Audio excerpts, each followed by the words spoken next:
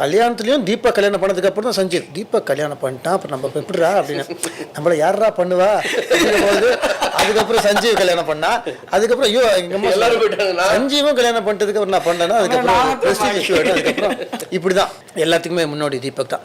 சரி, வீட்டில் வந்து எப்படி மாமன் இவன் சூப்பராக இங்கே எனக்கு தெரிஞ்சு நல்லா சமைச்சலாம் கொடுத்துருக்கான். உனக்கு வீட்டில் சமைச்சலாம் கொடுத்துருக்கான்? வீட்டில் வந்து சமையல்லாம் பிரச்சனை கிடையாது. In fact he likes to cook. நான் தீபக் ஒரு நாள் ஷூட்டிங் இல்லாமல் வீட்டில் இருந்தால் நான் ஃபுல்லாக வேலை வாங்கி மத்தியானம் கூட நான் ஒரு பேபி பொட்டேட்டோஸ் பண்ணி. ஓ, நீ ஒரு தாமஸ் குக் வீட்டில் பண்ணேன்.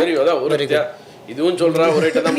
நான் இல்லை, அவன் சமைக்கிறதுக்குலாம் ஆசிரவே மாட்டான். In fact he loves to cook. இப்போ ஷூட் இல்லை இதுன்னா ஹி வில் குக். அதெல்லாம் in fact Agnit is also very good cook. Deepak என் வீட்டில் சமைக்க பிடிக்காத ஒரே ஆள் நான் தான் வேற வழியே இல்லைன்னு போர் அடிச்சுட்டு. அக்னித் வந்து 2009 சீரியலுக்கு முதல் மெசேஜ் அனுப்புறான் ராக் ஸ்டார் அப்படின்னு அனுப்பிச்சான்.